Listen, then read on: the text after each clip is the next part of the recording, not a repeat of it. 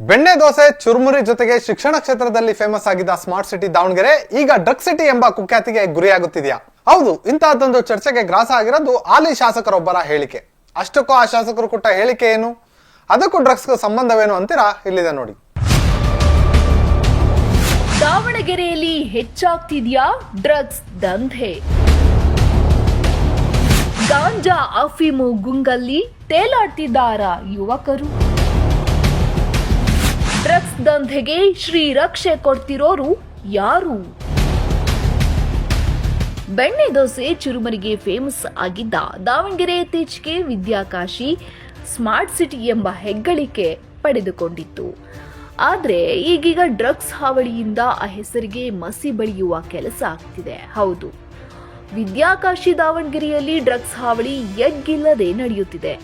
ದಾವಣಗೆರೆ ನಗರದಲ್ಲಿ ganja, cocaine, stamp, white powder, tablet ಎಲ್ಲವೂ ಅಧಿಕಾರಿಗಳ ಕಣ್ತಪ್ಪಿಸಿ ಮಾರಾಟ ಆಗ್ತಿದೆ.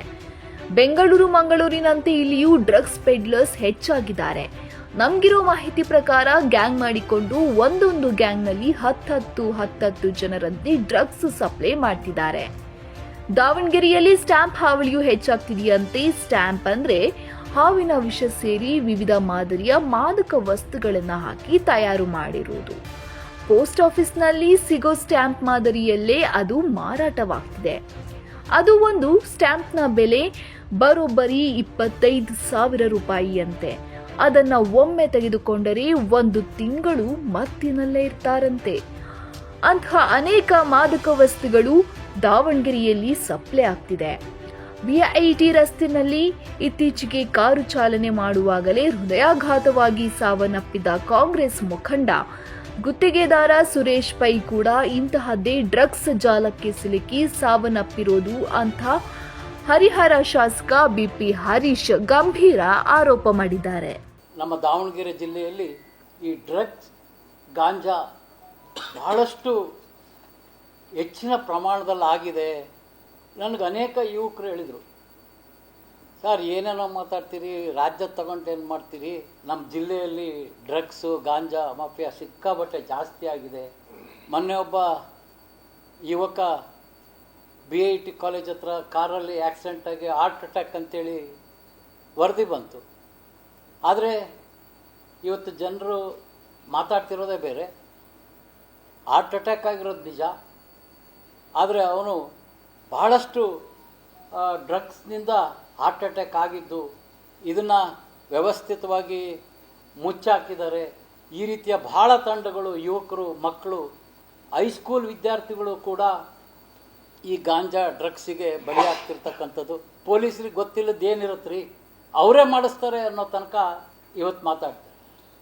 ಅಲ್ಲಿ ಯಾವುದೋ ಬೇರೆ ರಾಜ್ಯದಲ್ಲಿ ಮಹಿಳಾ ಪೊಲೀಸು 100 ಕೋಟಿ ಈ ಡ್ರಗ್ಸ್ ಮಾಫಿಯಾದಿಂದ ಹಣ ಗಳಿಸಿರ್ತಕ್ಕಂಥದ್ದನ್ನು ಹಿಡಿದಿದ್ದಾರೆ.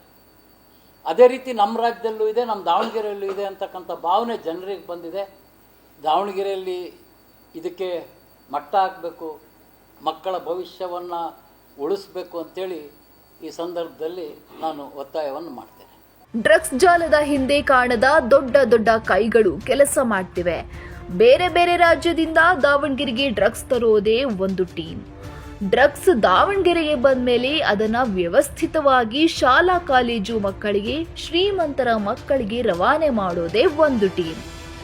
ಈ ಡ್ರಗ್ಸ್ ಪೆಡ್ಲರ್ಗಳು ಸಿನಿಮಾ ಮಾದರಿಯಲ್ಲೇ ಮಾದಕ ವಸ್ತುಗಳ ಮಾರಾಟ ಮಾಡ್ತಿದ್ದಾರೆ ಎನ್ನಲಾಗಿದೆ. ಲೊಕೇಶನ್ ಒಂದರಲ್ಲಿ ಡ್ರಗ್ಸ್ ಇಟ್ಟು ಆ ಲೊಕೇಶನ್ ಮಾಹಿತಿಯನ್ನ ಸಂಬಂಧಪಟ್ಟ ಟೀಮ್ಗೆ ನೀಡುತ್ತಾರೆ. ಆಗ ಆ ಟೀಮ್ನ ಸದಸ್ಯನೊಬ್ಬ ಹೋಗಿ ಆ ವಸ್ತುಗಳನ್ನ ತೆಗೆದುಕೊಂಡು ಮಾರಾಟ ಮಾಡ್ತಾನೆ. ನಗರ ವ್ಯಾಪ್ತಿಯ ಠಾಣೆಗಳಲ್ಲಿ ಕಾರ್ಯನಿರ್ವಹಿಸುವ SP ಕಾನ್ಸ್ಟೇಬಲ್ ಕ್ರೈಮ್ನವರಿಗೆ ಇಂಚಿಂಚು ಮಾಹಿತಿ ಇದ್ರೂ ತಮಗೂ ಅದಕ್ಕೂ ಸಂಬಂಧವಿಲ್ಲ ಎಂಬಂತೆ ಇರ್ತಾರೆ ಅನ್ನೋ ಆರೋಪ ಮೊದಲಿನಿಂದಲೂ ಕೇಳಿ ಬರ್ತಿದೆ.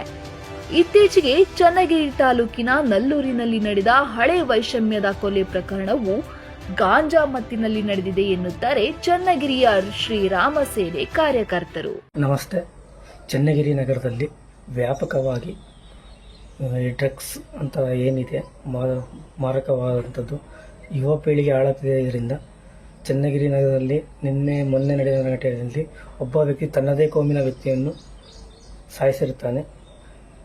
ಶಂಕೆ ಇರುವುದೇನೆಂದರೆ ಮಾದಕ ಚಟಗಳಿಗೆ ದಾಸರಾಗಿ ಈ ಸಾವಿಗೆ ಕಾರಣ ಎಂದು ತಿಳಿಸಲಾಗಿದೆ. ಚನ್ನಗಿರಿಯ ನಗರ ಪೊಲೀಸ್ ಅಧಿಕಾರಿಗಳಲ್ಲಿ ಒಂದು ವಿನಂತಿ: ಈಗಾಗಲೇ ಇಬ್ಬರನ್ನು ಈ ಪ್ರಕರಣಕ್ಕೆ ಸಂಬಂಧಿಸಿದಂತೆ ಬಂಧ ಮಾಡಿದ್ದೀರಿ. ಚನ್ನಗಿರಿ ನಗರದಲ್ಲಿ ಕೆಲವು ಜಾಗದಲ್ಲಿ ವಡ್ನಾಳ್ ರಾಜಣ್ಣ ಬಡಾವಣೆ, ಇನ್ನೂ ಹಲವಾರು ಬೀದಿಗಳಲ್ಲಿ ಈ ದಾಸರು ಚಟಕ್ಕೆ ಹೊಂದಿಕೊಂಡಿರುತ್ತಾರೆ. ಸೂಕ್ತವಾಗಿ ಕಾನೂನು ಕ್ರಮ ಕೈಗೊಂಡು ಚನ್ನಗಿರಿ ನಗರದಲ್ಲಿ ಈ ರೀತಿ ಯಾವುದೇ ಅಹಿತಕರ ಘಟನೆ ಆಗದಂತೆ ನೋಡಿಕೊಳ್ಳಲು ತಮ್ಮಲ್ಲಿ ವಿನಂತಿ. ದಾವಣಗೆರೆಯಲ್ಲಿ ಬೀದಿ ಬೀದಿಯಲ್ಲಿ ನಿಂತು ಹೆಲ್ಮೆಟ್ ಹಾಕಿಲ್ಲ ಅಂತ ಫೈನ್ ಹಾಕೋ ಪೊಲೀಸರು ಡ್ರಗ್ಸ್ ನಿಯಂತ್ರಣಕ್ಕೆ ಮುಂದಾಗಬೇಕು. ಇಲ್ಲವಾದಲ್ಲಿ ಭವಿಷ್ಯದ ಪೀಳಿಗೆ ಡ್ರಗ್ಸ್ಗೆ ದಾಸರಾಗಿ ಭವಿಷ್ಯವೇ ಇಲ್ಲದಂತಾಗುತ್ತದೆ ಎನ್ನುತ್ತಾರೆ ಪ್ರಜ್ಞಾವಂತ ನಾಗರಿಕರು.